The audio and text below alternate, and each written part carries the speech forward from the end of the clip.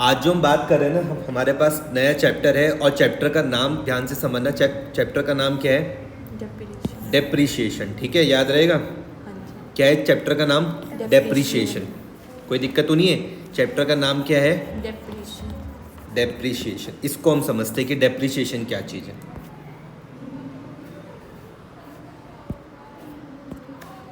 क्या बताया मैंने नाम? डेप्रिशिएशन। डेप्रीशिएशन। डेप्रीशिएशन। ठीक है, ये आपके पास चैप्टर का नाम है। सबसे पहले आप इसका एक बार नेचर समझ लो कि मैं आपसे कभी भी पूछूं कि डेप्रीशिएशन क्या है तो आप मुझको कहोगे कि भैया डेप्रीशिएशन है हमारे पास नॉन कैश एक्सपेंस। याद रखना, डेप्रीशिएशन मेरे पास क्या है? Non cash expense. मैं बोलूँ अकाउंट कौन सा है तो आप मुझको बोलोगे ये है हमारे पास भैया नॉमिनल अकाउंट। कौन सा है? अकाउंट। ठीक है, अब इसको समझते हैं कि भैया ये जो डेप्रीशिएशन है, ये डेप्रीशिएशन है क्या। ध्यान से इस चीज़ को समझना। मैंने कहा मान लो ये है मेरे पास बिजनेस। मैंने कहा कि आप इसको समझ लो ये है मेरे पास बिजनेस फर्म है मेरे पास। ठीक है, हमारी फर्म ने क्या करा? एक मशीनरी परचेज करी। क्या करा? मशीनरी परचेज करी। और आपको पता है कि जो मशीनरी होती है, ये मशीनरी क्या है? असेट है। पता है ना आपको ढंग से? और भी ध्यान से पूछो तो आपको पता है भैया मशीनरी हमारे पास फिक्स्ड असेट्स। समझ में आ गया? हमने क्या करा है, जो मशीनरी परचेज करी है इसकी लागत थी एक, मान लो 10 लाख रुपए। क्या थी? 10 लाख रुपए की ये मशीनरी थी। अब सपोज करते हैं, क्या मुझको एक बात बताओ कि जो कार है क्या वो एक मशीनरी है? कार मशीनरी तो है। और क्या है? कार को भी मशीनरी की कैटेगरी, व्हीकल एक तरीके की मशीनरी तो है। या कोई भी और मशीनरी आप ले लो। अच्छा मुझको एक सिंपल सी बात बताओ, चलो ये भी चीज़ छोड़ो। अगर मैं इसको इस तरीके से कहूँ कि सपोज करते हैं कि हमने क्या करा, आज मशीनरी खरीदी। आज मेरे पास डेट क्या है? 4 अक्टूबर 23। मान लो मैंने आज मशीनरी खरीदी। ठीक है, और एक साल बाद ध्यान से इस चीज़ को समझना, 4 अक्टूबर 24 को सपोज करो आज मशीनरी की वैल्यू है 10 लाख रुपए। अगर मैं उसको एक साल इस्तेमाल करूंगा, क्या उसकी वैल्यू तब भी 10 लाख रुपए रहेगी? कितनी रहेगी? कम हो जाएगी। सपोज करते हैं मैंने कहा कि एक साल बाद उसकी वैल्यू क्या हो गई? 9 लाख रुपए हो गई। इतनी बात समझ में आ रही? फिर समझा रहा हूँ, ध्यान से समझना कि मैंने कहा कि मैंने 4 अक्टूबर 2023 को एक मशीनरी परचेज करी। आपको पता है कि भैया जो मशीनरी है वो हमारे पास क्या होती है? फिक्स्ड असेट्स होती है। मैंने आपसे एक क्वेश्चन पूछा कि भैया एक साल बाद क्या उसकी वैल्यू वही रहेगी? आपने कहा नहीं भैया नहीं, उसकी वैल्यू वो नहीं रहेगी, कम हो जाएगी। मैंने कहा सपोज करते उसकी वैल्यू 10 लाख से कम होके कितनी? 9 लाख रुपए हो गई। इतनी मेरी बात समझ में आ रही है? कोई दिक्कत तो नहीं? तो मशीनरी की जितनी वैल्यू कम हुई, ध्यान से इस चीज़ को समझना, मशीनरी की जितनी वैल्यू कम हुई, सपोज करते इस एग्जाम्पल पे 1 लाख रुपए वैल्यू कम हुई, इसको मैं क्या बोलने वाला हूँ? डेप्रीसिएशन बोलने वाला हूँ। कोई दिक्कत तो नहीं है? मशीनरी की एक साल में जितनी वैल्यू कम हुई, मैंने इसको क्या बोला? डेप्रीशिएशन का। अब तुम्हारे दिमाग में थोड़ी बहुत बात समझ में आ रही है। तुमने कहा अच्छा भैया अब हम समझिए कि आपने डेप्रीशिएशन को नॉन कैश एक्सपेंस क्यों कहा। कि जब भी हम कोई फिक्स्ड असेट्स परचेज करते हैं, जैसे कि इस क्वेश्चन में हमने मशीनरी परचेज करी है, उसकी वैल्यू हम उसको क्या करते हैं? इस्तेमाल करते हैं। जब हम उसको यूज़ करते हैं और यूज़ करने के बाद जो उसकी वैल्यू है वो कम हो जाएगी। मशीनरी को हम लोग क्या करें? इस्तेमाल करें। मशीनरी को इस्तेमाल करने के बाद जो इसकी वैल्यू है वो कम हो जाएगी, तो उसको हम लोग क्या बोलेंगे? डेप्रीशिएशन बोलेंगे। यहाँ तक कोई दिक्कत तो नहीं है? मशीनरी को इस्तेमाल करने के बाद जब उसकी वैल्यू क्या हो जाएगी? कम हो जाएगी, तो हम उसको क्या बोलने वाले हैं भैया? डेप्रीशिएशन बोलने वाले। कोई दिक्कत परेशानी किसी तरीके की? नहीं सर। इतनी बात समझ में आ रही है? मैं फिर से समझा रहा हूँ कि सपोज करो मैंने कहा कि मैंने 4 अक्टूबर 2023 को एक मशीनरी खरीदी। कितने रुपए की? 10 लाख रुपए की। एक साल इस्तेमाल करने के बाद जो उसकी वैल्यू कम हो गई, कितनी हो गई? 9 लाख रुपए। मतलब उसकी नेक्स्ट वैल्यू है कम। कितनी हुई? 1 लाख रुपए जो उसकी वैल्यू कम हुई, इसको मैं क्या बोलूंगा? डेप्रीशिएशन बोलूंगा। आपके दिमाग में आना चाहिए कि डेप्रीशिएशन कौन सा अकाउंट है। आप मुझको बोलोगे भैया नॉमिनल अकाउंट है। यहाँ तक कोई दिक्कत तो नहीं है? पक्का? अब कुछ चीज़ यहाँ पे ध्यान से समझो। एंट्रीज जो आपको चीज़ों को समझनी है, आप पहले भी मेरे साथ कर चुके हो जब आप मेरे साथ सीख रहे थे जर्नल एंट्रीज। वाला जब आप मेरे साथ टॉपिक पढ़ रहे थे तो आप ये वाली एंट्रीज पहले भी कर चुके हो। ध्यान से समझो क्या लिखा हुआ, following entries are passed in this method. ध्यान से समझो, entry for purchase of asset, जब असेट कौन से की बात हो रही है, फिक्स्ड असेट की बात हो रही है। किसकी बात हो रही है, फिक्स असेट। जैसे कि मैंने अभी क्या बोला, मशीनरी हमने परचेज करी, ठीक है। तो जब हम मशीनरी परचेज कर रहे हैं, एंट्री क्या लिख रहे हैं, assets account debit to bank to vendor. ध्यान से इस चीज को समझना। सपोज करते हैं अगर मैंने मशीनरी परचेज करी तो असेट्स की जगह में क्या लिख दूंगा, मशीनरी, प्लांट एंड मशीनरी वगैरह कुछ भी। जब मैं परचेज करता हूँ मैं रूल काय का लगाता हूँ, याद रखना, असेट्स मेरे पास जब जब बढ़ेंगे, असेट्स मेरे पास जब जब बढ़ते हैं तो मैं ए प्लस का रूल लगाता हूँ, काय का, ए प्लस का। और ए प्लस हमेशा हम कहाँ पर लिखते हैं, डेबिट में लिखते हैं। अगर आपको जनरल थोड़ी बहुत आ रही होगी ध्यान, तो आपको पता है असेट्स हम जब जब परचेज करेंगे तो हम कहाँ पर लिखेंगे, डेबिट में। और यहाँ पर क्या आ रहा है, टू बैंक और वेंडर। आपके जीवन में एक नया वर्ड आ गया आज, वेंडर। समझ में आया। अगर सपोज करते हैं कि मैंने मशीनरी नगद खरीदी तो मेरे पास से बैंक बैलेंस तो कम हो जाएगा, जो बैंक है ये भी क्या होता है, असेट्स, वो कम हो जाएगा। उधार पे खरीदूंगा तो मैं जिससे मशीनरी खरीद रहा हूँ, ध्यान से समझना, जिससे मैं मशीनरी परचेज कर रहा हूँ। सपोज करते हैं आपको मैं इस तरीके से समझाता हूँ। मैंने कहा कि मान लो ये है मेरे पास फर्म, ये क्या है, मेरे पास बिजनेस फर्म। हमने क्या करा, मशीनरी परचेज करी किसी दूसरे फर्म से। मैंने क्या परचेज करी भैया, मशीनरी परचेज करी। किससे परचेज करी, किसी एक्स कंपनी से। मान लो मैंने मशीनरी परचेज करी तो मैं इस एक्स कंपनी को क्या बोलने वाला हूँ, वेंडर बोलने वाला हूँ। आप समझे अब थोड़ी बहुत बात, वेंडर वर्ड समझे, जिनसे मैंने मशीनरी परचेज करी। समझ में आ गया। तो यहाँ पे देखो दो चीजें हैं, या तो एक बार टू बैंक आ रहा है या फिर वेंडर आ रहा है। अगर मान लो मैंने उधार पर मशीनरी परचेज कर ली, उधार पर मशीनरी परचेज कर ली, तो मैं यहाँ पे वेंडर का नाम लिख दूंगा, एल प्लस का यहाँ पे रूल लगा दूंगा। कोई दिक्कत तो नहीं है किसी तरीके की, बात समझ में आई, या कोई कंफ्यूजन है तो बताओ, मैं उसको और डिटेल में फिर से तुमको समझा सकता हूँ पहली वाली एंट्री को। मतलब सर उधार खरीदेंगे तभी बैंक रहेगा, चाहे हम कैश खरीदे, नहीं नहीं, कैश खरीदोगी तब तो टू कैश आ जाएगा ना। सिंपल सिंपल सी बात है। मैं अगर मशीनरी को कैश में खरीदूंगा तो assets D R to cash आ जाएगा, चेक के थ्रू पेमेंट करूंगा तो assets D R to bank आ जाएगा, उधार पे खरीदूंगा assets D R to vendor आ जाएगा। तो मैं इस वेंडर को समझो कि मैं वेंडर किसको कह रहा हूँ, जिससे मैंने मशीनरी परचेज करी। जैसे यहाँ पर एक्स कंपनी को मैंने वेंडर कहा। आप समझ में आ रही बात की क्या नहीं आ रही। इसमें उस बच्चे को कोई दिक्कत नहीं रहेगी जिसको जनरल आती है, जिसको जनरल में थोड़ी बहुत दिक्कत रहेगी उसको यहाँ पे कंफ्यूजन हो सकता है। समझ में आई बात, कोई दिक्कत तो नहीं है इतनी।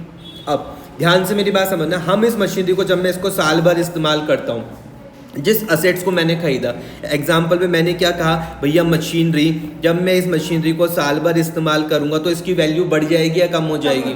तो जो इसकी वैल्यू कम होती है उसको मैं क्या बोलता हूँ, डेप्रिसिएशन बोलता हूँ। याद रखना, जब वैल्यू कम हो जाएगी तो मैं इसको क्या करूंगा, डेप्रिसिएशन बोलूंगा। एंट्री देख लो उसकी क्या है। मैंने बोला भैया डेप्रिसिएशन कौन सा अकाउंट होता है, आपने कहा भैया नॉमिनल, मैंने रूल का लगाया एन माइनस का। डेप्रिसिएशन लगते ही साथ असेट्स की वैल्यू क्या हो जाएगी, कम हो जाएगी। समझ में आ गया, depreciation D R to assets समझ में आया। जब मैंने असेट्स परचेज करा, assets D R to bank मैंने लिख दिया, assets D R to vendor मैंने लिख दिया।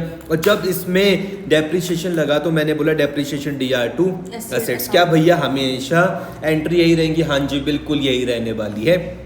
जब आप असेट्स को परचेज करोगे एंट्री ऐसी ही चलेगी, assets D R to bank या फिर assets D R to vendor. जब आप उसमें डेप्रिसिएशन लगाओगे, मैंने बोला भैया डेप्रिसिएशन क्या है, नॉन कैश एक्सपेंस। क्या बोलता हूँ मैं इसे, एक्सपेंस। अकाउंट कौन सा है भैया, नॉमिनल अकाउंट है, क्योंकि मेरा एक्सपेंस तो हो ही रहा ना। अगर मैंने कहा कि भैया यहाँ पे देखो मैंने मशीनरी खरीदी थी 10 लाख रुपए की, एक साल बाद उसकी वैल्यू कितनी हो गई, कम हो गई। तो जितनी उसकी जो वैल्यू कम हुई, ये मेरे पास क्या हो जाएगा भैया, डेप्रिसिएशन हो जाएगा। समझ में आई बात की नहीं आ रही है, कोई दिक्कत तो नहीं है इतने में, आई बात समझ में। पहली वाली समझ में आई, दूसरी वाली समझ में आई। एक और, entry of amount realised on sale of assets. अगर मैं उस असेट्स को बेच दूं, अगर मैं उस असेट को क्या कर दूं, सोल्ड कर दूं, बेच दूं, तो एंट्री क्या होगी। देखो जब मेरे पास से, ध्यान से इस चीज को समझना कि जब मैंने असेट्स परचेज करा था, जब मैंने असेट्स परचेज करा था, असेट्स को मैंने कहाँ पे लिखा, डेबिट में। असेट्स को जब मैं सोल्ड कर रहा हूँ तो मैं कहाँ लिख रहा हूँ, क्रेडिट में। आई बात समझ में भैया। रूल का लगाया, रूल जब मेरे पास से असेट्स गया मैंने ए माइनस का रूल लगाया, और बैंक बैलेंस मेरे पास बढ़ गया तो मैंने ए प्लस का रूल लगाया। यहाँ तक कोई दिक्कत तो नहीं है, चीज़ों को समझते हुए चलते रहोगे। लिंक करके पढ़ना सीखो कि जब हमने असेट्स को परचेज करा, असेट्स मैंने कहाँ पर लिखा भैया, डेबिट में। असेट्स को जब मैं बेच रहा हूँ, असेट्स में कहाँ पर लिख रहा हूँ भैया, क्रेडिट में। समझ में आ गया, कोई दिक्कत तो नहीं। पहली वाली समझ में आई, दूसरी वाली समझ में आई, तीसरी वाली समझ में आई। अब देखो, जो मुझको नुकसान होगा असेट्स को बेचने पे, अगर मुझको नुकसान हुआ असेट्स को बेचने पर, अगर मुझको नुकसान हो जाएगा, लॉस होगा असेट्स को बेचने पर, तो लॉस कहाँ पर हम दिखाते हैं, डेबिट में हम दिखाते हैं। तो मैं लिख रहा हूँ loss on sale of assets DR to asset account. समझ में आ गया। यहाँ पर क्या तुमने रूल लगा दिया भैया, यहाँ पर भी मैंने वही रूल लगाया, काय का, N माइनस का, और यहाँ पर A माइनस का। समझ में आ रहा, रूल समझ में आ रहे, कोई दिक्कत किसी तरीके की। और अगर मुझको गेन होगा तो एंट्री क्या बन रही, असेट्स में मुझको गेन हो रहा तो उसकी वैल्यू तो बढ़ जाएगी ना, और यहाँ पे मैं N+ का रूल लगा दूंगा, कोई दिक्कत तो नहीं है। तो इस चैप्टर पर कुल मिला के इतनी ही एंट्री को लगभग हमको अभी फिलहाल समझना है, कुछ नया आएगा तो हम वहाँ पर देखेंगे। पहली वाली थी जब हम उसको परचेज करते हैं, दूसरी वाली थी जब उसमें डेप्रिसिएशन लगेगा, तीसरी वाली थी जब हम उसको बेच देंगे, चौथी थी जब मुझको वहाँ पे नुकसान हुआ, और पांचवी थी अगर मुझको गेन हुआ। एक और होगी जो मैं तुमको यहाँ पे सिखाऊंगा, क्लोजिंग एंट्री डेप्रिसिएशन के साथ। एक और तुमको यहाँ पर सीखनी है मेरे साथ। आप जब घर में जाके इसके नोट्स बनाओगे अच्छे, तो आप एक और लिखोगे क्लोजिंग एंट्री। क्या लिखोगे आप, क्लोजिंग एंट्री। क्लोजिंग एंट्री आप लिखोगे भैया, क्लोजिंग एंट्री। एंट्री किसकी, क्लोजिंग एंट्री ऑफ डेप्रिसिएशन। मैंने कहा भैया डेप्रिसिएशन कौन सा अकाउंट है, आप बोलोगे भैया नॉमिनल अकाउंट। इसकी क्लोजिंग किस तरीके से जाती है, तो बहुत सिंपल है। क्लोजिंग एंट्री हम लिखते हैं profit and loss account debit to depreciation, profit loss account debit to depreciation account. कोई दिक्कत तो नहीं है इतने में, यहाँ तक थोड़ी बहुत बात समझ में आ रही है। देखो रिवाइज करो, आज ये चीज़ तुम्हारे पास लाइफ में फर्स्ट टाइम आ रही है। जब तुम इसको 2-3 बार एक बार देखोगे ना, रिवाइज करोगे, तब चीज़ें अच्छे ढंग से चीज़ें समझ में आएंगी। एंट्री समझ में आ रही है, इसके नोट्स खुद कंप्लीट कर लोगे ना, बना के देख के। यहाँ पर देखो इलस्ट्रेशन नंबर 1, ऑन 1 अप्रैल 2019। ध्यान से मेरी बात समझना, इस चैप्टर में डेट्स बहुत ज़्यादा इंपॉर्टेंट है। 1 अप्रैल 2019 की बात है, कब की है, 1 अप्रैल 2019 की बात है। क्या बात है, अतुल ग्लास लिमिटेड, क्या नाम है, अतुल ग्लास लिमिटेड ने परचेज करी एक मशीनरी, कितने रुपए की, 90,000 रुपीज़ की। 1 अप्रैल 2019 की बात है, अतुल ग्लास लिमिटेड ने क्या करा, एक परचेज करी मशीनरी, कितने रुपए की, 90,000 रुपीज़ की, and spend 6,000 on it's garage and 4,000 on it's erection. इस ध्यान से मेरी बात समझना, क्या क्या चीज़ें लाइफ में नहीं आ रही हैं उसको आपको यहाँ पर समझते हुए चलते रहना है। सबसे पहले हमें किसकी बुक्स में हमको काम करना है, हमने अतुल ग्लास लिमिटेड के बुक्स में हम काम करना है। इसने एक मशीनरी परचेज करी, कितने की, 90,000 रुपीज़ की मशीनरी परचेज करी। इस 90,000 रुपीज़ की मशीनरी परचेज करने पर 6,000 रुपये और 4,000 रुपये का इसका खर्चा आ गया भाड़े में, और भी थोड़ा बहुत खर्चा आ गया। अब एक चीज़ जो तुम्हारे यहाँ पे दिमाग में कॉन्सेप्ट बना के चलना है, क्या कि असेट्स में होने वाले खर्चे उसके साथ ऐड हो जाते हैं। याद रखना, असेट्स में होने वाले जितने भी खर्चे हैं वो उसकी वैल्यू के साथ ऐड हो जाते हैं, हम उसे अलग से रिकॉर्ड नहीं करते हैं। मेरी बात समझ में आ रही है, फिर ध्यान से मेरी बात समझना, असेट्स में होने वाले खर्चे हम अलग से रिकॉर्ड नहीं करते हैं, उसी की वैल्यू के साथ ऐड हो जाते हैं। तुमने एक नया कॉन्सेप्ट यहाँ पर सीख लिया है।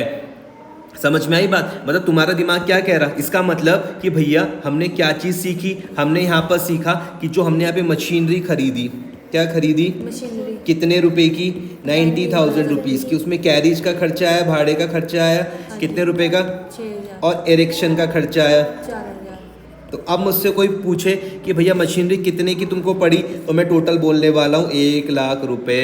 कोई दिक्कत इस तरीके की तो नहीं है। तो यहाँ पे कॉन्सेप्ट दिमाग में क्या बना, असेट्स में होने वाले खर्चे अलग से रिकॉर्ड नहीं किए जाते, एक साथ रिकॉर्ड करते हैं। गलती मत करना बिल्कुल भी, मशीनरी असेट है, आपको पता होना चाहिए इसमें होने वाले खर्चे उसी के साथ ऐड हो जाएंगे। कब खरीदा, 1 अप्रैल 2019 को। On the date of purchase, कब, डेट ऑफ परचेज कौन सी थी, 1 April 2019। It was estimated that effective life of the machine will be 10 years। एक और नया शब्द आ रहा है भैया हमारे जीवन में, effective life of the machinery कितनी है, 10 साल। मतलब आने वाले 10 साल तक मशीनरी में कोई भी दिक्कत नहीं होने वाली है। आने वाले 10 साल तक मशीनरी में कोई भी दिक्कत नहीं होने वाली है। 1 अप्रैल 2019 को अतुल ग्लास लिमिटेड ने एक मशीनरी खरीदी जो जिसकी टोटल लागत कितनी थी, 1,00,000 रुपये, 90,000 प्लस 6,000 और प्लस 4,000। और डेट ऑफ परचेज को हमको पता लग गया कि आने वाले 10 साल तक ये मशीनरी की लाइफ है। मोबाइल फ़ोन है मेरे पास, इसकी भी तो एक लाइफ होगी। कोई भी हमारे पास फिक्स असेट से हर किसी की कुछ ना कुछ लाइफ होती है। तो इसी सेम तरीके से इस मशीनरी की लाइफ कितनी है? 10 ईयर्स। समझ में आ रहा? After 10 years it's scrap value will be 20,000। मैं तुमसे कल पूछूंगा बहुत ध्यान से कि मुझको बताओ भैया स्क्रैप वैल्यू, तुमने वर्ड सुना, ये क्या है स्क्रैप वैल्यू? तो आप मुझको बोलोगे स्क्रैप वैल्यू का मतलब होता है अगर मैं इसको कबाड़ के भाव बेचूंगा तो। स्क्रैप मतलब कबाड़। अगर मैं 10 साल बाद इस मशीनरी को कबाड़ के भाव बेचूंगा तो मुझे कितना रुपया मिलेगा? इसका मतलब यह है कि अगर मैं 10 साल बाद इस मशीनरी को कबाड़ के भाव, स्क्रैप वैल्यू याद रखना कि अगर मैं इसको कबाड़ के भाव में बेचूंगा, कबाड़ के भाव में बेचूंगा तो मुझे कितना रुपया मिलेगा? 20,000 रुपीज़। कब? 10 साल बाद। समझ में आ गई बात? एक भी कोई शब्द जो ना समझ में आया उसको मुझसे फिर से पूछ लो। मैंने एक एक चीज़ तुमको अभी डिटेल में बता दी है। 1 अप्रैल 2019 को अतुल ग्लास लिमिटेड ने एक मशीनरी परचेज करी 90,000 रुपीज़ की। 6,000 रुपये उसके कैरेज में खर्चा हुआ, 4,000 रुपये इरेक्शन में खर्चा हुआ। आपको इन तीनों को ऐड कर देना है क्योंकि एक कॉन्सेप्ट बताया असेट्स में होने वाले खर्चे अलग से रिकॉर्ड नहीं किए जाते हैं, उसी की वैल्यू के साथ ऐड हो जाते हैं। जो भी उसकी डेट ऑफ परचेज थी, डेट ऑफ परचेज में बात बोली गई कि हमने उसकी जो इफेक्टिव लाइफ है कितनी? 10 साल है। मतलब ये मशीनरी 10 साल तक कोई दिक्कत नहीं आने वाली है मशीनरी पर। और 10 साल के बाद जो उसकी स्क्रैप वैल्यू है, 10 साल के बाद जो उसकी स्क्रैप वैल्यू है, कौन सी वैल्यू? Scrap value. मतलब मैं उसको कबाड़ के भाव भी बेचूंगा तो भी मुझे कितने रुपए दे के जाएगी? 20,000 रुपीज़ दे के जाएगी। समझ में आ रहा? क्वेश्चन में क्या बोला, क्या बनाना है? मशीनरी अकाउंट बनाना है और क्या बनाना है? डेप्रिसिएशन अकाउंट बनाना है। दो चीज़ें आपको यहाँ पे क्वेश्चन में बनाने के लिए बोली, एक मशीनरी अकाउंट, एक डेप्रिसिएशन अकाउंट। अपने दिमाग में चीज़ों को सेट कर लो। कोई भी पूछे भैया मशीनरी अकाउंट कौन सा है तो आप बोलोगे भैया असेट अकाउंट है। कोई पूछे भैया डेप्रिसिएशन कौन सा है तो आप बोलोगे भैया नॉमिनल अकाउंट है। समझ में आ गया? कोई दिक्कत तो नहीं है? पक्का? कितने सालों का बनाना है? 4 सालों का बनाना है। After providing depreciation on fixed installment method, ये एक मेथड का नाम है। हम 2 मेथड यहाँ पर पढ़ेंगे। अभी हम पहले वाले में हम बात करें जो फिक्स्ड इंस्टॉलमेंट मेथड है। समझ में आ रहा? इसके हिसाब से हमको डेप्रिसिएशन चार्ज करना है। Accounts are close on 31 March every year. हमारे पास साल कब खत्म होता है? 31 मार्च हर एक साल। समझ में आ रहा? कोई दिक्कत तो नहीं है? फिर से बता रहा हूँ, अतुल ग्लास लिमिटेड ने 1 अप्रैल 2019 को एक मशीनरी परचेज करी 90,000 रुपीज़ की। 6,000 रुपये में कैरेज का खर्चा था, 4,000 रुपये इरेक्शन का खर्चा था। इन टोटल करके आपको 1 लाख रुपये आ गया। परचेज की डेट में आपको ये वाली बात पता चली कि जो इफेक्टिव लाइफ है मशीनरी की वो 10 साल है। और 10 साल बाद आपको अगर आप उसे कबाड़ के भाव भी बेचोगे तो भी आपको उसकी स्क्रैप वैल्यू कितनी मिल जाएगी? 20,000 रुपीज़ मिल जाएगी। क्वेश्चन में आपको मशीनरी अकाउंट बनाने के लिए बोला और डेप्रिसिएशन अकाउंट बनाने के लिए बोला कितने सालों के लिए? 4 सालों के लिए। और बोला आफ्टर प्रोवाइडिंग डेप्रिसिएशन ऑन कौन सा? Fixed instalment methods. अकाउंट्स हमारे पास क्लोज कब होंगे? 31 मार्च एवरी ईयर। यहाँ तक कोई दिक्कत तो नहीं है किसी भी तरीके की? स्टार्ट करते हैं। हर एक चीज़ को ध्यान से इस चीज़ को समझते हुए चलते रहना। सॉल्यूशन में देखते हैं। As the rate of depreciation is not given in the question. हमको यहाँ पे क्वेश्चन में रेट ऑफ डेप्रिसिएशन, क्वेश्चन में हमको रेट ऑफ डेप्रिसिएशन नहीं दिया हुआ है। ध्यान से मेरी बात समझना। कई क्वेश्चन में दिया हुआ भी रहेगा, यहाँ पर हमको नहीं दिया हुआ। तो जब नहीं दिया हुआ तो आपको उसको कैलकुलेट करना है। समझ में आ रहा? कोई दिक्कत तो नहीं है? As the rate of depreciation is not given in the question the amount of annual depreciation. क्या निकालना है आपको? Annual depreciation. कि भैया साल भर का डेप्रिसिएशन कितना होगा? साल भर का डेप्रिसिएशन कितना होगा वो आपको निकालना है। यह है फॉर्मूला। क्या भैया हमको फॉर्मूला याद करना है? नहीं, इसको समझने की कोशिश करनी है। क्या निकालना है? Annual depreciation. आपका नाम क्या है? रहनुमा। तो मुझको बताओ एनुअल डेप्रिसिएशन निकालने की जरूरत कब पड़ रही है? जब क्वेश्चन में रेट ऑफ डेप्रिसिएशन नहीं दिया हुआ है। ठीक है, जब क्वेश्चन में रेट ऑफ डेप्रिसिएशन नहीं दिया हुआ तो हमको एनुअल डेप्रिसिएशन निकालना पड़ेगा। फॉर्मूला देखते हैं। एनुअल मतलब साल भर का डेप्रिसिएशन निकालना है। फॉर्मूला क्या है? कॉस्ट ऑफ दी असेट, की लागत कितनी है। आपने असेट कितने का खरीदा, उसकी लागत कितनी है। कैसे करके निकालूंगा? मैं बोलूँगा भैया 90,000 प्लस 6,000 और प्लस 4,000, टोटल मेरे पास क्या आ गया? 1 लाख रुपए इसकी लागत है। कितनी है? 1 लाख रुपए इसकी लागत है। उसमें से माइनस क्या करना है भैया? Scrap value. स्क्रैप वैल्यू मतलब कि अगर मैं उसको 10 साल बाद भी बेचूंगा तो भी मुझे कुछ ना कुछ तो पैसा दे के जाएगा। कितना आया वो 20,000 20,000 आया अपॉन एस्टिमेटेड कितने साल चलेगी मशीनरी 10 साल चलेगी। तो मेरे इसका मतलब हर साल में मशीनरी कितने की इस्तेमाल कर रहा हूँ 8,000 की इस्तेमाल कर रहा हूँ। समझ में आ गया, कोई दिक्कत तो नहीं है। फिर से समझा देता हूँ, एनुअल डेप्रिसिएशन निकालना है कब जरूरत पड़ रही है, जब क्वेश्चन में रेट ऑफ डेप्रिसिएशन नहीं दिया हुआ है। एनुअल डेप्रिसिएशन मतलब साल भर का डेप्रिसिएशन निकालना है। निकालने का फॉर्मूला क्या है, कॉस्ट ऑफ द असेट्स। तुमको भैया असेट्स कितने का पड़ा है, कॉस्ट कितनी है, और कॉस्ट मतलब मैंने पहले भी तुमको बताया था क्या, लागत। कितनी लागत है भैया, असेट्स की लागत कितनी है, उसमें से माइनस कर दो स्क्रैप वैल्यू। भैया स्क्रैप वैल्यू क्या है कि अगर मैं इसको 10 साल बाद भी बेचूंगा तभी भी तो कुछ ना कुछ पैसे मिलेंगे, तो हाँ उसको माइनस कर दो। मतलब कुल नेट मेरे पास से कितने रुपए जा रहे हैं, 80,000 रुपीज जा रहे हैं। कितने साल तक तुम इस मशीनरी को यूज कर सकते हो, 10 साल। इसका मतलब मैं हर एक साल कितना यूज करूंगा 8,000। दिमाग में सेट करना है 8,000 को लिंक किससे करना है, एनुअल डेप्रिसिएशन से। समझ में आ रहा है 8,000 को लिंक किससे करना है, एनुअल डेप्रिसिएशन से। कोई दिक्कत तो नहीं है, पक्का। अब उसके बाद तुमको इसका रेट ऑफ डेप्रिसिएशन निकाल लेना है, सिंपल है। रेट ऑफ डेप्रिसिएशन का फॉर्मूला क्या है, अमाउंट ऑफ डेप्रिसिएशन, अमाउंट है याद रखना, अमाउंट अपॉन जो तुम्हारी कॉस्ट थी, जो तुम्हारी क्या थी, लागत थी। समझ में आ गया। अमाउंट कितनी तुमने यहाँ पे निकाल दी साल भर की 8,000 अपॉन, और जो लागत थी वो कितनी थी 1 लाख। फॉर्मूले में रख दोगे तुमको यहाँ पे 8% मिल जाएगा। कोई दिक्कत तो नहीं है, पक्का। यहाँ तक मेरी बात समझ में आ रही, कोई दिक्कत किसी तरीके की, ठीक है। आपको क्या बनाने के लिए बोला, आपको बोला भैया क्या बनाओ, मशीनरी अकाउंट, क्या बनाओ, डेप्रिसिएशन अकाउंट। तो सबसे पहले हम बना रहे हैं मशीनरी अकाउंट। देखो बनाने का तरीका, ये वाली साइड हम डेबिट बोलते हैं, ये साइड क्रेडिट। इतना तो पता लग गया होगा। डेट आएगा, पर्टिकुलर आएगा, अमाउंट, डेट, पर्टिकुलर, अमाउंट। यहाँ तक कोई दिक्कत तो नहीं। किस फॉर्म में बनता है, टी फॉर्म में बनता है। कोई पूछ ले क्या रूल लगा दिया, तो बोल दोगे भैया मशीनरी हमारे पास क्या असेट है। कौन सा असेट है, फिक्स्ड असेट्स है। कौन सा है, फिक्स्ड असेट। तुम बार बार क्यों लिखते रहते हो, इसलिए लिखता रहता हूँ कि मैं इसको भूलूँ ना। समझ में आ रही है बात की कि नहीं आ रही है। और रूल का लगेगा, ए प्लस का रूल यहाँ पर लग जाएगा और ए माइनस का रूल यहाँ पे लग जाएगा। इस रूल को यहाँ पे लिखने का मतलब क्या है, ये रूल तुमको क्या समझाता है, क्या समझाता है, मैं क्यों कर रहा हूँ ये बार बार, क्या मुझको ये अभी तक ये बात याद नहीं हुई, क्या समझा रहे हैं। मैं यहाँ पे जो रूल लिख लेता हूँ, यहाँ पे ए प्लस ए माइनस का रूल लिख रहा हूँ, मुझको क्या बताता है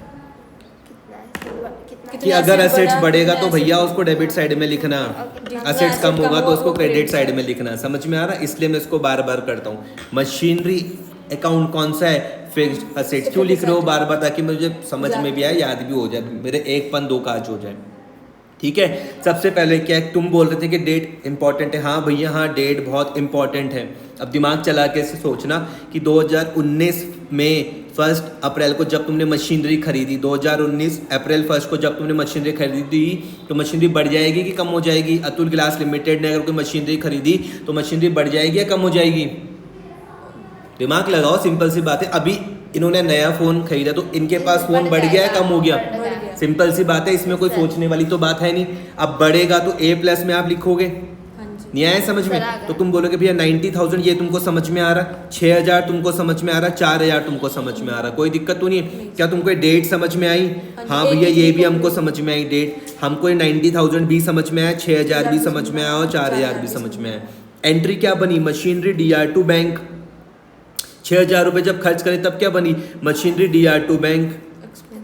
और ये 4,000 जब तुमने खर्च करे तो मशीनरी DR2 बैंक। ये दोनों क्या है, खर्चे हैं। अरे तुमने खर्चे यहाँ पर क्यों दिखा दिए, खर्चे इसलिए दिखा दिए कि असेट्स में होने वाले खर्चे उसी के साथ ही ऐड हो जाते हैं, अलग से रिकॉर्ड नहीं किए जाते। अच्छा एंट्री मतलब ये है असेट्स DR2 बैंक, मैंने कहा हाँ जी ये है, यही तो बनी एंट्री।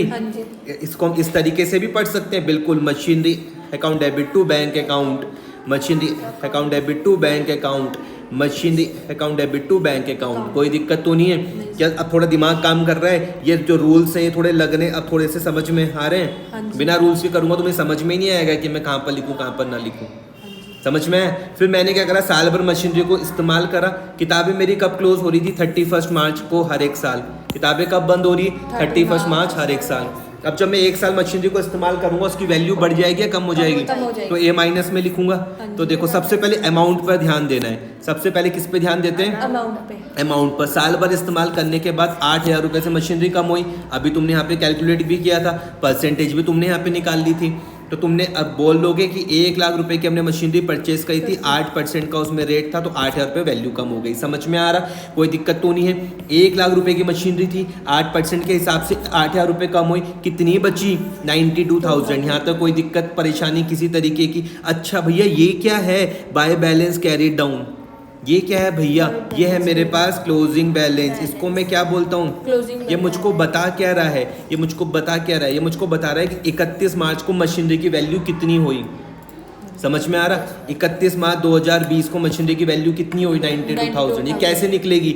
जो साइड बड़ी उसको हम दोनों तरफ लिखते हैं, ध्यान से समझना। ऐसे ये है टोटल क्या आ गया? 10,000। 1 लाख। ये कितना आ गया? 8,000। तो जो बड़ा है उसको मैं दोनों तरफ लिख रहा हूँ। 1 लाख यहाँ पर भी लिखूंगा, 1 लाख में यहाँ पर भी लिखूंगा, और बड़ी वाली साइड से छोटी वाली साइड को क्या कर दूंगा? माइनस। अच्छा अब हमको थोड़ा बहुत समझ में आ रहा है कि बाय बैलेंस ब्रॉट डाउन 92,000। ये मुझको क्या बता रहा है? Closing balance. ये मुझको क्या बता रहा? Closing balance. ये मुझको क्या बता रहा है? क्लोजिंग बैलेंस बता रहा है। क्लोजिंग बैलेंस बता रहा है। अच्छा भैया असेट्स का हमेशा क्लोजिंग बैलेंस इसी तरीके से आता है? मैंने कहा बिल्कुल। असेट्स का हमेशा बैलेंस इसी तरीके से आता है? मैंने कहा बिल्कुल। हमें पढ़ना फिर से सिखा दो।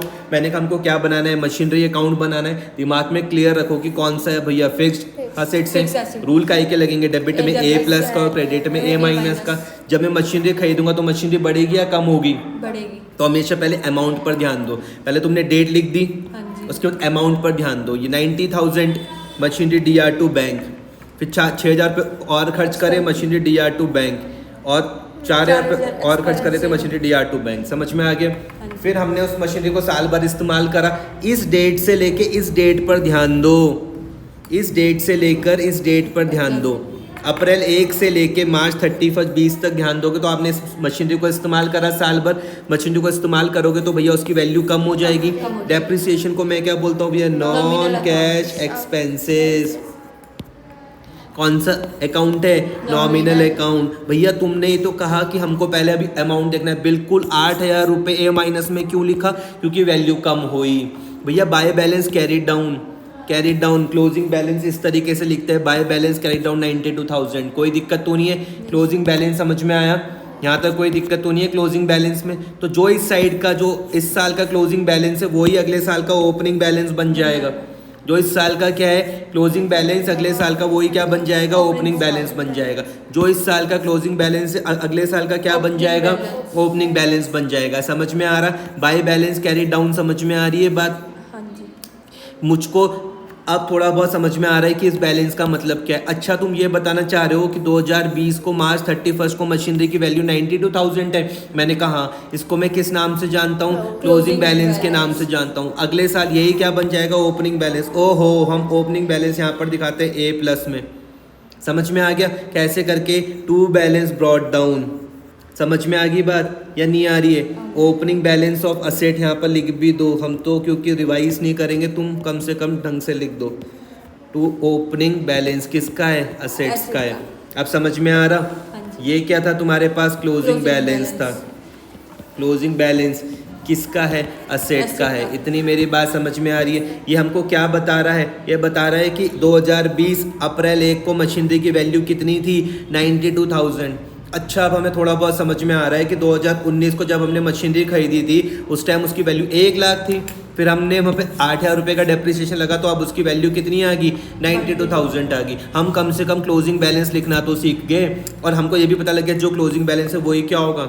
Opening balance. फिर क्या करना है आगे? फिर तुम इसको इस्तेमाल करो। 2020 अप्रैल से लेके 21 अप्रैल तक इस्तेमाल करोगे। 8,000 रुपये का डेप्रिसिएशन फिर लगेगा। क्या लिख दोगे? बाय डेप्रिसिएशन 8%, और फिर उसका बैलेंस निकाल दोगे, क्लोजिंग बैलेंस। समझ में आ रहा? जो साइड बड़ी उसको दोनों तरफ लिख दो, बड़ी वाली साइड से छोटी वाली साइड को माइनस कर दो। By balance carry down 84,000। ये तो बिल्कुल सेम ऐसा ही है। मैंने कहा बिल्कुल सेम ही है।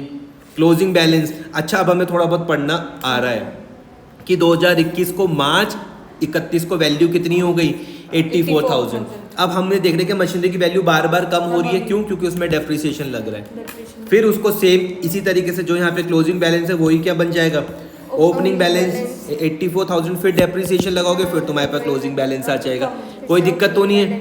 फिर ये क्लोजिंग बैलेंस आ गया, फिर ओपनिंग जाएगा, फिर डेप्रिसिएशन लगा दोगे, फिर तुम्हारे पास एक क्लोजिंग बैलेंस आ जाएगा। वही क्या बन जाएगा? नेक्स्ट साल का ओपनिंग बैलेंस बन जाएगा। कितने साल के लिए कहा बनाने के लिए? 4 साल के लिए कहा। कि यहाँ पे कहा कि भैया मशीनरी और डेप्रिसिएशन बनाओ कितने साल के लिए, 4 साल के लिए। तो देखो तुमको यहाँ पे 4 साल के बैलेंस दिख गए, 1 साल, 2 साल, 3 साल और 4 साल के बैलेंस दिख गए। समझ में आ रहा? क्या तुम क्लोजिंग बैलेंस असेट्स का निकालना सीख लोगे, ओपनिंग बैलेंस भी सीख लोगे? समझ में आ गया, कोई दिक्कत तो नहीं है। अब तुमको क्या कहा, डेप्रिसिएशन कहा। क्या कहा? मैंने कहा भैया डेप्रिसिएशन कौन सा खाता है? डेप्रिसिएशन है भैया हमारे पास नॉमिनल अकाउंट। कौन सा है मेरे पास? Nominal account. Non cash expense है मेरे पास, तो उसको हम यहाँ पे दिखाते क्या, N माइनस में। समझ में आया? देखो नॉमिनल में N प्लस मत लिख देना। देखो दो ही चीज हो सकती है, या तो मेरे पास खर्चा होगा, इनकम होगी। डेप्रिसिएशन मेरे पास खर्चा है इसलिए मैंने खाली N माइनस लिखा, N प्लस नहीं लिखा। समझ में आया? अगर मुझको सैलरी मिलती, सपोज करते, अगर ये क्या होता, सैलरी अकाउंट होता, मान लो क्या होता, तब मैं इसमें N प्लस का रूल लगाता। समझ में आ रहा? और अगर मान लो मैं सैलरी पेड कर रहा होता, मैं सैलरी दे रहा होता, तब मेरे पास खर्चा होता, तब N माइनस का आता। समझ में आ रहा? इस तरीके से लेके चलो। ये तो भैया बहुत सिंपल है। इसकी डेट में ध्यान दो, तुम डेप्रिसिएशन लगा कब रहे थे? साल के अंत में, अंत में ही तो लगा रहे थे। तो डेट देखो क्या आ रही, 2020 को तुमने यहाँ पे डेप्रिसिएशन लगाया। एंट्री क्या बनी, डेप्रिसिएशन DR2 मशीनरी। अरे ये तो सेम ऐसी है जैसे तुम यहाँ सिखा रहे थे। मैंने कहा हाँ यही तो है। जब आप यहाँ पे जब डेप्रिसिएशन लगा रहे थे, एंट्री वही तो बनी थी, depreciation DR2 assets. Same entry वैसी है यहाँ पर। देखो डेप्रिसिएशन DR2 मशीनरी 8000, और इसको तुमको क्लोज कर देना है। इसको तुमको क्या कर देना है, क्लोज। ये देखो यहाँ पे मैंने सिखाया था closing entry, closing entry of depreciation account. तो इसको और डिटेल में हम किस तरीके से लिख सकते हैं, इसको और डिटेल में मैं तुम्हारे साथ ऐसे भी लिख सकता हूँ, statement of profit and loss account. इस तरीके से भी लिख सकता हूँ, statement of profit and loss DR2 depreciation. अच्छा ये यहाँ पे लिखा हुआ तो है by statement of profit and loss. समझ में आ गया? जितना भी मेरे पास नॉमिनल है उनको मैं क्लोज कर देता हूँ statement of profit and loss में। ये 1 साल का बन गया, सेम दूसरे साल का भी सेम ऐसी है, तीसरे साल का भी सेम ऐसी है, चौथे साल का भी सेम ऐसी है। डेट का ध्यान रखना भैया। देखो ये 2020 का है, ये 21 का है, ये 22 का है, ये 23 का है। कोई दिक्कत तो नहीं है? पक्का। डेप्रिसिएशन लगाया, उसको statement of profit and loss में क्लोज कर दिया। फिर डेप्रिसिएशन लगाया, statement of profit and loss में क्लोज कर दिया। फिर डेप्रिसिएशन लगाया, फिर statement of profit and loss में क्लोज कर दिया। फिर डेप्रिसिएशन लगाया, फिर statement of profit and loss में क्लोज कर दिया। समझ में आ गया? अब रहनुमा क्या बोल रही है, भैया इसका मतलब क्या नॉमिनल के बैलेंस नहीं बचते? मैंने कहा नहीं, नॉमिनल अकाउंट का कोई बैलेंस नहीं बचता। नॉमिनल का कोई बैलेंस नहीं है, बस जितना भी रहेगा हम उसको ट्रांसफर कर देते हैं statement of profit and loss की तरह। समझ में आ रहा? जैसे असेट्स और लायबिलिटी का तो बैलेंस होता है। जैसे यहाँ पे देखो तुमको अप्रैल 2001 में भी मशीनरी की बैलेंस दिख रहा है ना, 68,000 रुपीज़ का। असेट्स और लायबिलिटीज़ के हमेशा बैलेंस होते हैं, लेकिन नॉमिनल का कोई बैलेंस नहीं होता है। यहाँ तक कोई दिक्कत तो नहीं है। While preparing the accounts of the companies, statement of profit and loss account is in place of profit and loss account. कुछ नहीं है, इस चीज़ को यहाँ पर ध्यान से समझ लेना। जो ये वाली चीज़ तुमको यहाँ पर कही, इसको मैं तुमको यहाँ पर ऐसे करके भी समझा देता हूँ कि अगर सपोज करते हैं आप कर रहे हो, मान लो सोल प्रोप्राइटरशिप। क्या कर रहे हो? Sole proprietorship. या आप क्या कर रहे हो, कौन सा बिजनेस कर रहे हो? पार्टनरशिप का। काय का? पार्टनरशिप। इन दोनों पे तो हम काय पे क्लोज करते हैं? प्रॉफिट एंड लॉस में। और अगर हम बना रहे होते हैं भैया कंपनीज, तो कंपनीज को हम कहाँ पर क्लोज करते हैं? Statement of profit and loss में। क्या बोलना चाह रहे हो, मैं समझ में नहीं आया। मैंने कहा देखो, अगर तुम मान लो कि 2-3 तरीके का बिजनेस है, सोल प्रोप्राइटरशिप का होता तो हम खाली प्रॉफिट एंड लॉस लिख देते हैं, पार्टनरशिप भी होता हम खाली प्रॉफिट एंड लॉस लिख देते हैं। और अगर कंपनीज हैं, देखो यहाँ पे क्या लिखा हो, while preparing the accounts of companies. जब आप कंपनीज के खाते बना रहे हो तो आप किसका इस्तेमाल करोगे? Statement of profit and loss का। जैसे ये statement of profit and loss किसकी जगह पर? प्रॉफिट एंड लॉस अकाउंट की जगह पर। समझ में आई मेरी बात? इस क्वेश्चन को बहुत डिटेल में, जितनी चीज़ें मैंने इसमें बताई सब कुछ करना है, ठीक है? दाएं बाएं नहीं भागना, लेकिन इसको बहुत डिटेल में करना। कर लोगे?